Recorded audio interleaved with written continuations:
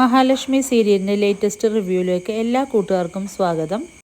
അങ്ങനെ മഹാലക്ഷ്മി മോഹിനിനെ ഫോണിൽ വിളിക്കുകയാണ്. എന്നിട്ട് അമ്മയോട് പറയുന്നുണ്ട്, ഒരുപാട് പരീക്ഷണങ്ങൾക്ക് ശേഷം ഞങ്ങൾ കണ്ണേറ്റൻ്റെ തറവാട്ടിൽ തിരിച്ചെത്തി അമ്മയെന്ന് പറയുന്നു. അപ്പോൾ മോഹിനി ചോദിക്കുന്നുണ്ട്, മോളെ എന്തെങ്കിലും മാറ്റം കണ്ണനുണ്ടായോ എന്ന് ചോദിക്കുന്നു.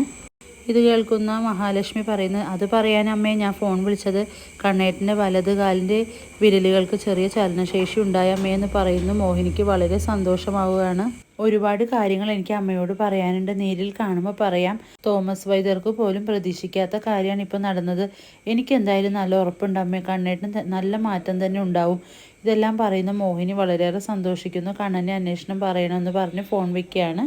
ഇതെല്ലാം അറിഞ്ഞ സന്തോഷത്തിൽ മോഹിനി വേഗം തന്നെ പ്രതാപൻ്റെയും അമ്മയുടെ അരിയിലെത്തുന്നു. ഇത് കാണുന്ന അമ്മ ചോദിക്കുന്നു, എന്താടി നിന്റെ മുഖത്ത് ഇത്ര വലിയ സന്തോഷം? അപ്പോൾ പ്രതാപൻ പറയുന്നു, മോളായിരിക്കും വിളിച്ചത്, അതായിരിക്കും ഇത്ര വലിയ സന്തോഷം എന്ന് പറയുന്നു. അപ്പോൾ മോഹിനി പറയുന്നത്, അതെ, കണ്ണന് നല്ല പുരോഗതിയുണ്ട്, കണ്ണൻ്റെ കാൽവിരലുകൾ ചലിച്ചു തുടങ്ങി എന്നാണ് മോള് പറയുന്നത്. ഇത് കേൾക്കുന്ന പ്രതാപൻ പറയുന്നുണ്ട്, അങ്ങനെ വരാൻ വഴിയില്ലല്ലോ, മോൾ എന്തായാലും കള്ളം പറയില്ല എന്ന് മോഹിനി പറയാണ്. കണ്ണൻ കമലേശ്വരത്ത് എത്തിയിട്ടുണ്ട്, സംശയമുള്ളവർക്ക് നേരിട്ട് കമലേശ്വരത്ത് പോയി കാണാമെന്ന് മോഹിനി പറയാണ്. കണ്ണൻ്റെ കാൽവിരലുകൾ ചലിക്കുന്നുണ്ടോ എന്ന് നിങ്ങൾക്ക് നേരിൽ പോയി കാണാമെന്ന് പറയാൻ കേട്ടോ. മോഹിനി പറയുന്നുണ്ട്, എന്തായാലും വൈദ്യൻ്റെ മരുന്ന് ഫലം ചെയ്തു തുടങ്ങി, എൻ്റെ മരുമോനിക്ക് വീൽ ചെയറിൽ ഇല്ലാണ്ട് നടക്കാനൊക്കെ പറ്റുമെന്ന് എനിക്ക് തോന്നുന്നു എന്ന് പറയാൻ കേട്ടോ. ഇത് കേൾക്കുന്ന പ്രതാപനും മുത്തശ്ശിയും ആകെ അമ്പരന്ന് നിൽക്കുന്നു. എന്നിട്ട് മുത്തശ്ശി പ്രതാപനോട് ചോദിക്കുന്നുണ്ട്, അല്ല പ്രതാപ, ഇവൻ ജീവനോടെ തിരിച്ചു വരില്ല എന്ന് പറഞ്ഞിട്ട് ഇപ്പോൾ അവൻ്റെ കാലുകൾക്കെല്ലാം ജീവൻ വെച്ചിട്ടാണല്ലോ അവൻ തിരിച്ചു വന്നിരിക്കുകയെന്ന് പറയുമ്പോൾ പ്രതാപൻ പറയുന്നുണ്ട്, എന്തായാലും വാമേട്ടനെയും മോനെയും ഒന്ന് നേരിൽ കാണണം. അപ്പോൾ മുത്തശ്ശി പറയുന്നുണ്ട്, അതെ, ഇത്രയും നാളും മരുന്ന് ഫലിക്കാതിൻ്റെ കാരണം നിനക്ക് മനസ്സിലായില്ലേ?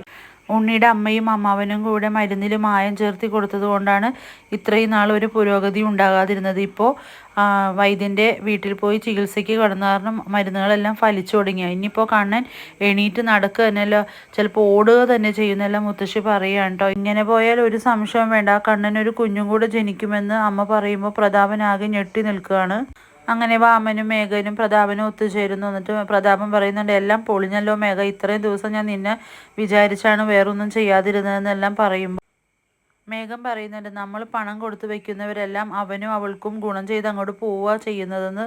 ഇത് കേൾക്കുന്ന വാമൻ പറയുന്നുണ്ട്, അവൻ പറഞ്ഞത് ശരി തന്നെ, രണ്ടിനെയും ഒന്നും ചെയ്യാൻ പറ്റാത്തൊരവസ്ഥയാണ് ഇപ്പോൾ എന്ന് പറയാണ്. അങ്ങനെ അവരെല്ലാവരും ഓരോരോ കൊട്ടേഷൻ കൊടുത്ത കാര്യങ്ങൾ അങ്ങോട്ടും ഇങ്ങോട്ടും പറഞ്ഞ് അതൊന്നും നടക്കാണ്ട് പാഴായി പോയ കാര്യങ്ങൾ പറഞ്ഞ് നിൽക്കുകയാണ് മൂവരും. അങ്ങനെ മേഘം പറയുന്നുണ്ട്, എന്തായാലും എൻ്റെ കല്യാണത്തിന് പങ്കെടുക്കില്ല എന്ന് വാശിയിലാണ് കണ്ണൻ എന്ന് പറയുമ്പോൾ, വേണ്ട, അവൻ പങ്കെടുത്താലും ഇല്ലെങ്കിലും നല്ല രീതിയിൽ തന്നെ ഈ കല്യാണം നടക്കുമെന്ന് വാമൻ പറയുന്നുണ്ട് കേട്ടോ. ഇനി കല്യാണം കഴിയുന്നത് വരെ യാതൊന്നും നമ്മൾ ചിന്തിക്കുകയോ പ്രവർത്തിക്കുകയോ ചെയ്യേണ്ടെന്ന് വാമൻ എല്ലാവരോടായിട്ട് പറയുന്നുണ്ട്. കല്യാണം എല്ലാം കഴിഞ്ഞ ശേഷം വ്യക്തമായ പ്ലാനിങ്ങിലൂടെ വേണം നമുക്ക് നീങ്ങാനെന്ന് എല്ലാവരും കൂടെ തീരുമാനിക്കുകയാണ്. പിന്നീട് കാണിക്കുന്നത് കരുണ കൊടുത്ത സ്വർണങ്ങളെല്ലാം ദുർഗയും മഞ്ജുവും ഉണ്ണിയും എല്ലാം കൂടി ഇങ്ങനെ നോക്കിക്കൊണ്ട് നിൽക്കുകയാണ്. അപ്പോൾ ദുർഗ പറയുന്നത്, ഇന്നത്തെ കാലത്ത് പെൺകുട്ടികൾക്ക് സ്വർണം എന്ന് പറഞ്ഞാൽ ഭയങ്കര ജീവനാണ്. അങ്ങനെ ഇരിക്കുന്ന സമയത്താണ് എൻ്റെ കരുണമോൾ എൻ്റെ മോൾക്ക് വേണ്ടി ഈ സ്വർണങ്ങളെല്ലാം കൊടുത്തതല്ലേ എന്ന് ചോദിക്കുന്നുണ്ട്. അപ്പോൾ കരുണ പറയുന്നുണ്ട്, ഇവിടുത്തെ ചിലർ സഹകരിക്കണില്ല എന്ന് വച്ചിട്ട് ഒന്നിനും ഒരു കുറവ് വരാൻ പാടില്ല അമ്മയെന്ന് കരുണ പറയുന്നുണ്ട്. അത് എനിക്കും എൻ്റെ അച്ഛനും എൻ്റെ മുത്തശ്ശിക്കൊക്കെ നിർബന്ധമുള്ള കാര്യമാണ് എന്ന് പറയുമ്പോൾ ആ സമയം അവിടേക്ക് കണ്ണനും മഹാലക്ഷ്മിയും വരുന്നുണ്ട്. ആ സമയം ഉണ്ണി പറയുന്നുണ്ട്, അയാൾ സഹകരിച്ചില്ലെങ്കിൽ നിന്റെ കല്യാണത്തിന് ഒരു കുഴപ്പവും സംഭവിച്ചെന്ന് ആരും പറയില്ല എന്ന് പറയുന്നത് കേട്ടുകൊണ്ടാണ് കണ്ണൻ അവിടേക്ക് എത്തുന്നത്. അപ്പോൾ കണ്ണൻ ചോദിക്കുന്നുണ്ട്, അങ്ങനെ ഒരു വാശി വേണോടാ? എല്ലാം വാശിയായിട്ട് എടുക്കുകയായിരുന്നെങ്കിൽ നീ എൻ്റെ തണലിൽ ജീവിക്കില്ലായിരുന്നു എന്ന് കണ്ണൻ പറയാണ് ഉണ്ണിയോട്. ഇതിനിടയിൽ കയറി മഞ്ജു പറയുന്നുണ്ട്, എനിക്കൊന്നും തരണ്ട, നാളത്തെ മുഹൂർത്ത സമയത്ത് അവിടേക്ക് വന്ന് ഒന്ന് നിൽക്കാൻ പറ്റുമോ കണ്ണേട്ടനെന്ന് ചോദിക്കുന്നുണ്ട്. അപ്പോൾ കണ്ണൻ പറയുന്നുണ്ട്, ഇല്ല, എനിക്ക് ഇഷ്ടമില്ലാത്ത കല്യാണത്തിന് ഞാൻ പങ്കെടുക്കില്ല എന്ന് ഞങ്ങളോട് പലവട്ടം ഞാൻ പറഞ്ഞതല്ലേ എന്ന് പറയുന്നുണ്ട്. ഇതേസമയം ഉണ്ണി പറയുന്നുണ്ട്, വേണ്ട മഞ്ജു, എന്തിനാ വരാൻ ഇഷ്ടമില്ലാത്തവരെ നിർബന്ധിക്കുന്നതെന്ന് പറയുമ്പോൾ ദുർഗ പറയുന്നുണ്ട്, ഒരുത്തി അവൻ്റെ ജീവിതത്തിലേക്ക് വന്നതിന് ശേഷം അവൻ്റെ പഴയ സ്വഭാവങ്ങളൊക്കെ മരിച്ചു മോളെ എന്ന് ദുർഗ പറയുന്നുണ്ട് മഞ്ജുവിനോട്. അപ്പോൾ കണ്ണൻ പറയുന്നുണ്ട്, നിങ്ങൾ എന്തൊക്കെ പറഞ്ഞാലും ശരി, മേഘനെയാണ് ഇവള് വിവാഹം കഴിക്കാൻ പോകുന്നതെങ്കിൽ ഞാൻ പറഞ്ഞതിൻ്റെ അപ്പുറം ഒന്നും സംഭവിക്കാൻ പോകുന്നില്ല എന്ന് കണ്ണൻ പറയുന്നുണ്ട്. നാളെ ഇവള് കരഞ്ഞു കലങ്ങിയ കണ്ണുകളുമായിട്ടായിരിക്കും ഇവിടേക്ക് തിരിച്ചു വന്ന് കയറുന്നത്. ഇത് കേൾക്കുന്ന കരുണ ഇടയിൽ കയറി പറയുന്നുണ്ട്, നല്ലൊരു ജീവിതവുമായിട്ട് അവൾ പോവാൻ തീരുമാനിക്കുന്ന സമയത്ത് എന്തിനിങ്ങനെയൊക്കെ പറയുന്നത് എന്ന് ചോദിക്കുന്നുണ്ട്. ഇത് കേൾക്കുന്ന ഉണ്ണി പറയുന്നുണ്ട്, എന്തേലും കണ്ണേട്ടനും നല്ല ജീവിതം കിട്ടിയില്ലേ, പിന്നെ ബാക്കിയുള്ളവരുടെ കാര്യം എന്ത് വേണമെങ്കിലും പറയാലോ. ഇത് കേൾക്കുന്ന കരുണ പറയുന്നുണ്ട്, നീ ഒറ്റ ഒരുത്തിയാണ് ലക്ഷ്മി, മേഘേട്ടനെ ഇയാളുടെ മുന്നിൽ താഴ്ത്തിക്കെട്ടി സംസാരിപ്പിച്ചതെന്നെല്ലാം പറയുമ്പോൾ മഹി പറയുന്നുണ്ട്, ഞാൻ നടന്ന കാര്യം തന്നെയല്ലേ പറഞ്ഞത്, അല്ലാണ്ട് വേറൊന്നും ഞാൻ പറഞ്ഞിട്ടില്ലല്ലോ എന്ന് മഹാലക്ഷ്മി കരുണയോട് പറയുന്നുണ്ട്.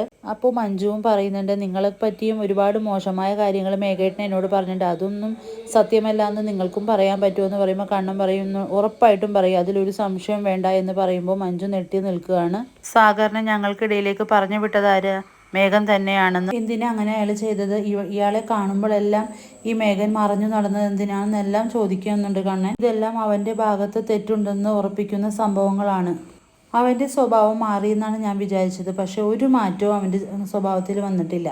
അങ്ങനെയുള്ള ഒരുത്തൻ ഇനി മാറാനും പോകുന്നില്ല. മുറച്ചെറുക്കനെ കുഞ്ഞുനാൾ തൊട്ട് മനസ്സിലിട്ട് നടക്കുന്ന നിനക്ക് അവനെ വെറുക്കാനും പറ്റുന്നില്ല, വിട്ടുകളയാനും പറ്റുന്നില്ല. അത് തന്നെയാണ് നിന്റെ പരാജയം. ഇത് കേൾക്കുന്ന മഞ്ജു പറയുന്നുണ്ട്, ഞാൻ ഇഷ്ടപ്പെട്ട ഒരാളെയാണ് കല്യാണം കഴിക്കാൻ പോകുന്നത്, അതുകൊണ്ട് കണ്ണേട്ടൻ ആ ഒരു സംഭവത്തിന് എൻ്റെ ഒപ്പം നിന്ന് കല്യാണത്തിന് സഹകരിക്കുകയാണ് വേണ്ടതെന്ന് മഞ്ജു പറയാണ്ട.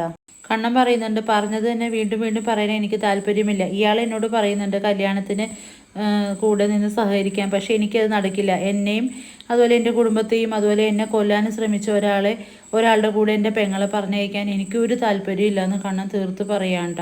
ഇനി നിൻ്റെ ഇഷ്ടം പോലെ ചെയ്തോ എന്ന് മഞ്ജുവിനോട് കണ്ണൻ പറയുന്നുണ്ട്. എന്തായാലും ഇവരെല്ലാവരും സഹകരിക്കുന്നുണ്ടല്ലോ, നിനക്ക് ആവശ്യമുള്ള സാധനം നിന്റെ നാത്തൂന് നിനക്ക് തന്നു കഴിഞ്ഞു എന്ന് പറയുന്നുണ്ട്. ഇതിൽ സംതൃപ്തി അടങ്ങിയിട്ട് നീ അവൻ്റെ കൂടെ പോവാൻ നോക്കുന്നത് കണ്ണൻ പറയാണ്ട. അങ്ങനെ മേഘനാഥനും മഞ്ജുവും കല്യാണത്തിനുള്ള ഒരുക്കങ്ങൾ ആരംഭിച്ചു. അവരങ്ങനെ അണിഞ്ഞൊരുങ്ങുകയാണ്. അങ്ങനെ കരുണയാണെങ്കിൽ മഞ്ജുവിനെ ഒരുക്കുന്നൊക്കെ ഉണ്ട്. അപ്പോൾ വന്നവരോട് എല്ലാവരും പറയുന്നുണ്ട്, അവളുടെ ഏട്ടൻ കല്യാണത്തിന് കൂടിയില്ലെങ്കിലും ഈ കല്യാണം നല്ല ഗംഭീരമായിട്ട് തന്നെ നടക്കും, അതിലൊരു സംശയം വേണ്ട എന്നൊക്കെ പറയുന്നുണ്ട് അവിടെ. അപ്പോൾ മഞ്ജു പറയുന്നുണ്ട്, ഇനി അവസാന നിമിഷമെങ്കിലും കണ്ണേട്ടന് ചെറിയ ഒരു മാറ്റം വന്നാലും എൻ്റെ കല്യാണത്തിന് പങ്കെടുക്കാൻ വരുമോ എന്നൊക്കെ ചോദിക്കുന്നുണ്ട് കരുണയോട്.